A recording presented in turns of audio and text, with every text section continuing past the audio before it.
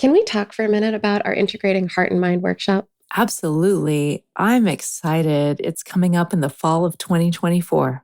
I'm so excited. We changed the format to make it more accessible to people with like work schedules and personal schedules. And so this time we're going to do it 3 hours on a Friday afternoon or evening, depending on where you're at, and 5 hours on Saturday for 2 different weeks in September. Yeah, it's so great. Like if you're finding yourself stuck in like sticky bad patterns or having communication issues or something like that, or if you want to just like get closer and trust yourself or your partner more, this is the workshop for you. Yeah, and individuals are welcome, couples are welcome. If you're interested in really thinking through how to serve yourself well inside of your relationships, then we've built a workshop that will support you in finding the ways that are just right for you. To sign up, head over to our website at whydoesmypartner.com/events. We hope you'll join us. Welcome to the Why Doesn't My Partner podcast. I'm Jules. I'm Vickey. And I'm Rebecca. We're your hosts. We're also couples therapists and messy humans bumbling through our own relationships every day. We met through our training and practice of relational life therapy. Between us, we have more than 40 years of experience holding hard relational questions with our clients. We're going to bring those questions here. And together, we're going to take a stab at answering those questions. This podcast is not a substitute for therapy. If something you hear in this episode stirs something deep within you about your relationship, reach out to a couples therapist in your area. We also love to hear your questions, so don't forget to go over to whydoesmypartner.com and leave us a question of your own. Here's today's question.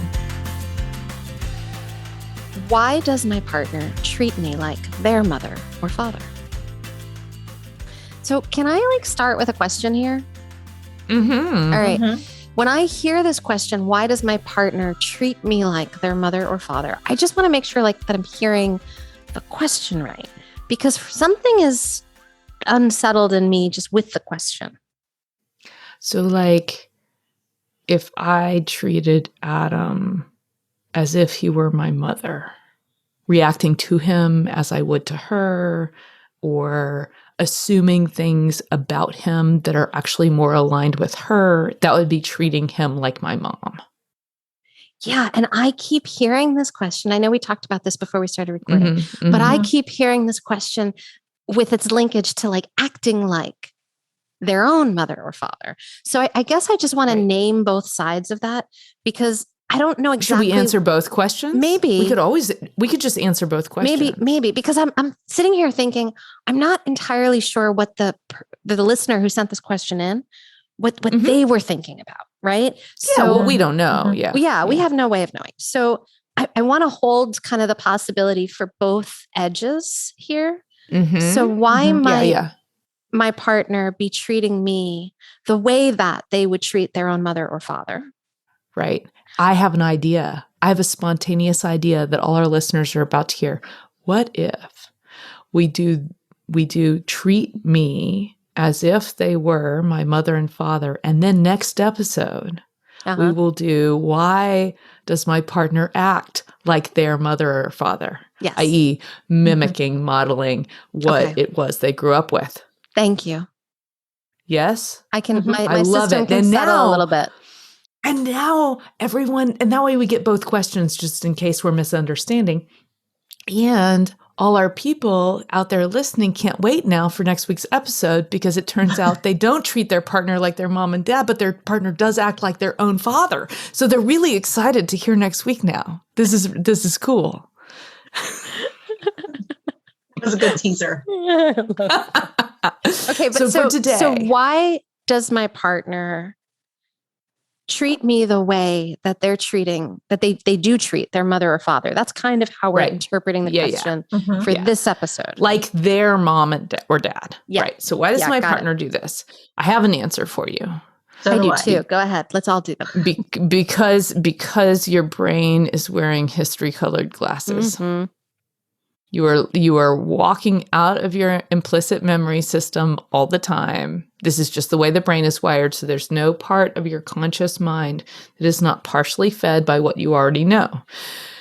And our romantic relationships in our implicit our implicit mind, feel very similar to our original caretaker relationships, like our mom and dad. So Of course they do. Of course they do. Well, of course they do, because we're talking about intimacy. Yeah. Right? Exactly. Like, and what was your first intimacy? Your first intimacy is with the people who raised you. Of course. Of course. And so here's my challenge for you. If you imagine that this episode is not for you because there's no way you ever treat your partner like your mother or father, I have news for you. You do. You do. You do. You do. You may not be aware that you do, but you do. When you are behaving badly, and all of us, every one of us, all three of us, everybody who's trained the three of us, like all of us, I'm owning it, behave badly at times. We may not behave badly all the time. We may have good moments, and hopefully we know how to repair really well. When we mess up, when we're having like ruptures in our relationships, when there's discord, we know the skill of repair. We know how to how to do that. It doesn't mean we don't F up, and it doesn't mean those like young parts of us that are really rebellious don't show up, because they do. Just ask our partners. They do. Ask Adam; he will tell you. James would love to talk about that. We should have that one day on the cast. All right. So this is just the truth. So if, in order to get my parents' attention early on in my life, right, I had to chase them, then sometimes I might chase my partner like I did my mom. Can I pause us there and talk about the why? Because I think, something I tell a lot of the people I work with, and I know we've talked about this, and I'm not alone in this. We marry, in many ways, people who remind us of our parents. And if we're not married, we partner with people or find partners who remind us in many ways of the unresolved issues from our youth. Why do we do that? Because we don't remember so much. We don't like hold on to the memories of what went wrong, but we reenact it, constantly trying to replay it so that we can get it right now. This brings me to fix-it protectors. Yeah. I thought it might. Yeah. So here's how I think about it. So think about your system as like, there are moments when you're in your integrated brain. Maybe there are 300 days out of the 365, how many are in a leap year? 5. So let's say 300 of the days you're totally in your integrated brain. Haha, I laugh if that's actually true for you. You're amazing and a genius and I want to meet you. But let's just imagine that's true for a moment. And that's your state, right? And you're in internal family systems, they would call it self-led. In interpersonal neurobiology, which is my core training, we'd call it integrated brain state. We might call it a centered or curious and calm, relaxed, playful. You could say curious, open, accepting, and loving. That would be the state, right? This is what I'm talking about. So you've got that one. We're going to build a tri-layered system. So there's one of our layers. And then you also have the wounds.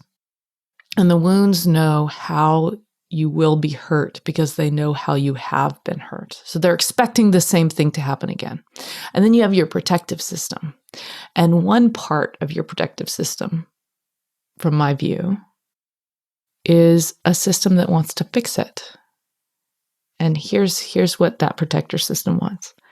They are going to look out there and they are going to find the partner, the interaction, the city, the job that will make all those wounds disappear. So when I'm looking at my partner and they remind me of my mom, if I can get him to do the thing that mom did not do when I needed her to do so exquisitely perfectly, it will be like all those wounds never happened. It's really working so hard to try to solve it without me having to work with love and grief and go through the healing thing. And here's when a fix-it protector will calm down. I'll do it from my perspective. My fix-it protector will calm down when Jules never feels upset or bad ever again. And that's when I know I found the right partner. Oh, you're screwed. I was just going to say. Right. So can we catch our fix-it protectors live in a fantasy that there is such a thing as a perfect partner, a perfect city, a perfect job that's going to be the solution so that we never, ever feel triggered or wounded or hurt or anything negative ever again. And if we do, our fix-it protectors are incredibly persistent. They do not give up. They say, you know what the problem is? This is not the right partner. Mm-hmm. You know what the problem is? This is not the right job. You know what the problem is? This is not the right city. This is not the right house. I have not solved it yet. But because sometimes Jules has a better week, I know it is solvable. Because last week she didn't feel hurt very frequently. And so I know it is solvable. And I just haven't figured out the code yet. All right. So what this is reminding me of is a conversation I've had with many clients, right? Mm-hmm. Where they'll tell me something like, okay, well, so then I don't really know what a healthy, loving relationship looks like. And I say, true, you don't. Right. Mm-hmm. True. I don't think we do. I don't think we live in a very relationally healthy, loving society. I don't think we grew up in spaces where we witnessed that a whole lot. No, I think Not for most of us don't have much muscle memory of what discord and repair together look like. Instead, we know, oh, this feels good or this feels bad. Yeah. But we don't have much of what is it like when we have a moment of misattunement, when one or both of us act really badly. And then we come back into our relational selves, when we come back into relational health. And it's a practice, right? We have to practice and practice it, because I think you're right that we don't have a great map, right? So when we ask, oh, why does my partner treat me like their mother or their father, right? Or a sibling, maybe, or an aunt or an uncle that was really influential. Why does my partner keep doing this? Right? It's two reasons. One is because they're reliving how relationship has always felt to them. Yeah. They're doing their side of the dance of how relationship is felt. So they're living out of that implicit memory system and replaying it. And two, their fix-it protectors are trying really hard to get you to create a world so fabulous that they won't feel bad anymore. Now, that's not going to work. But they have a really hard time giving up the fantasy. They have to go. A fix-it protector has to go through the grief that the fantasy isn't real in order to let go. Can the fix-it protector go through that grief? Mine sure do. Okay. Well, I didn't know if it was like the role was to I don't think of it.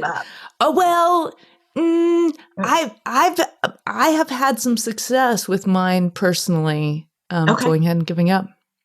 But it was the struggle. They were the last ones to go. And I say that as if I'm finished healing. Ha ha, never. Never. Healing is a lifelong journey. For me. I love that you said location. I was supposed to move to Connecticut. I've been obsessed with Connecticut since 10th grade because I read a book in 10th grade that took place in Connecticut. See? And everything was perfect there.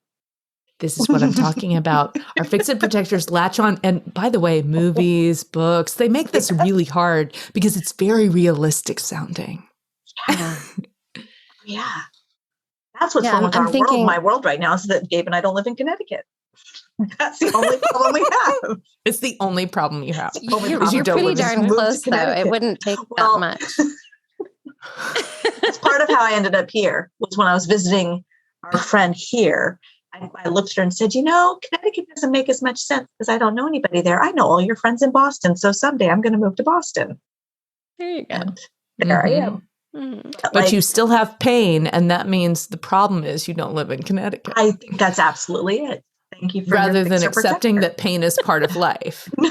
Like that is a very big grief we have to go through. That actually pain isn't bad. That's a very big grief. Oh, I saw that face. Yeah. What happened when I said it's really important. Yeah, go there, Vicky. No, it was just the realization. I like how you phrased it. It was just an acknowledgement of like, we don't, I mean, I'll just speak for me. No, I don't want to accept that. You don't want to accept that? Of course not. Of course not. Yeah. I am in little bits. Pain is necessary, and it's not the only difficult emotion that's necessary. Right? Like anger. Let's talk about anger for a minute.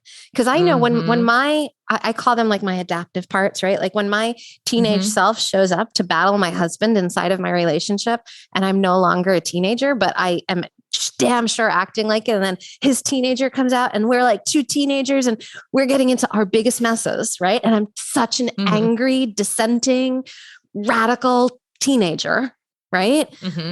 Why is that typically coming out? That anger is usually saying something like if I really listen to it and I tune into it and I do my U-turn, and I can like sit with observation and be like, oh, what's happening for me right now, instead of acting on all of that stuff right away. When I look at it, I'm like, oh, there's probably some kind of boundary that was crossed or something that doesn't feel good right there. And if I could like look at that and maybe name that, maybe we could actually have a healthy, connected conversation about what doesn't feel good. But if I'm not going to do that, I'm just going to keep reenacting that old dynamic because I grew up in a family where nobody ever listened to me. So what am I going to do? I'm going to fight for it. Yeah. Yeah. And then, by the way, you're treating him like your mother. Totally. Yeah. So why do we do that? Because that's what we know. Taught. That's what we know. It's where your brain is highly adaptive. Yes. Thank goodness. It's like, yes, thank goodness. I just want to like really say that. Like, thank goodness, because all of those adaptations, and we all have them in different ways. They helped us survive and get here. I'm so grateful for them. Well, and think about when I say adaptive, I don't just mean in ways we protect each other or ourselves. I mean like everything. Like I grew up here in the States, right? Which means that I was never taught that beetles are food. Correct. So when I see a beetle, I would probably have a retraction in my body. I would go, ew, why? Because I was taught that's a bug and bugs are gross. But had I been raised somewhere else, I might think the beetle is a delicacy. And when I saw the same beetle crawling on a log, I would move towards it and say, yay, dinner. How cool. I'm going to take this to the big chef so that we can have a really special dinner, right? Same beetle. So that's how flexible your brain is. If we were born horses, we would walk the first day of our life, but our brain isn't quite as flexy as far as what it can adapt to, right? No, our brains are highly, highly, highly flexible. And so what you learned when we talk about attachment theory, what I think we're actually trying to describe is what did you learn about how people will respond when there's stress in the relationship? Will they ignore you? Will they go away? Will they hit? Will they yell? Will they be super chaotic? Do they have hyper inconsistent responses? Or are they pretty flexible and responsive to you when you're under stress? Now I take that map and I put it on my marriage. I put it on my partnership. I put it on my relationship today. And when you trigger me, we're going to put these concepts together, right? When I get triggered, woo, woo, woo. Or I don't love that terminology. What I love is when the threads of my implicit sea, when the threads of the webs that make up my implicit floor get pulled ever so gently by something that happened in my environment, I might imagine that the same thing I've always known, you turn away, people turn away when there's stress. And so I chase. Let's imagine that's what I know. And now there's stress. And my partner's sitting there going, I'm right here. I'm in this with you. And I start chasing him, even though he's not running away. Oh, I just started treating him like a parent, like one of my parents. And by the way, I'm going to try to get him to reenact it because I want him to reenact it and then fix it in a way he's never fixed it before so that Jules is never in pain again. We're going to wave these concepts together. So when we're asking, oh, why is this happening? Well, because there's no other way for it to go. And I might even add one more step in your example there, Jules. You want him to get it right because it's never been fixed in that way before, right? Like there's that wish in there. And then the addition on there is, and then he'll know, and he'll never not know how to do it again. He'll never not know how to do it ever because he did it one time really well. And so now he's going to do it really well forever and always, no matter what else is going on, even when he has the flu. Because he figured it out that one time. Because he figured it out that one time. And it felt good that one time. And oh, by the way, he can't say anything bad tomorrow that has nothing to do with that, because that would also discount the perfection that I had last night. And so he's not allowed to do that because now that he knows it, he can actually be perfect all the time. Oh, God, good luck to him. Seriously.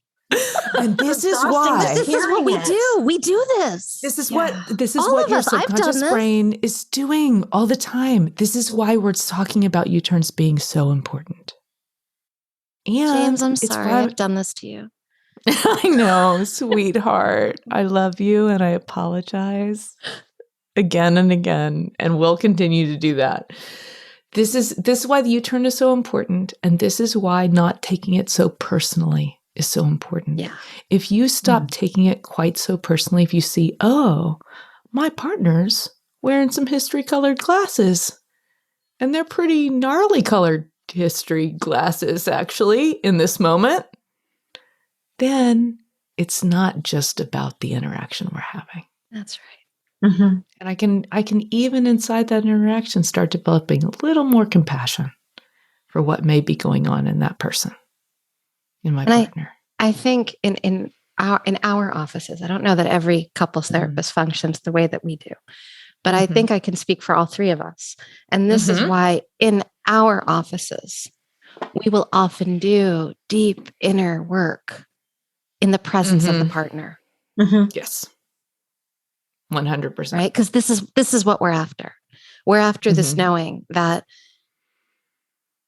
there is this implicit sea of information going on there, that there is something else reenacting, replaying, looking for some kind of solution. Yeah. Absolutely. We want to build compassion, and we also want to build the capacity to U-turn in front of your partner. That's right. And go into your own stuff very purposely. That can be a comfortable thing and a safe thing, even though it's also a vulnerable thing. And it's a skill. It's a skill. It's a skill, and we can do reps with, and we can learn how to do it well. Yeah, I love that. It's reps. That it's practices that you can put in place, and That's step by step repeat them again and again and again, and then it just becomes part of how your relationship functions. That's right. It becomes like if you do enough reps, you build the muscle memory. Yeah. Right. Yeah. Yeah. Yeah. That's what the whole boot camp is too. That is. Yeah, come join us in October. Yeah. All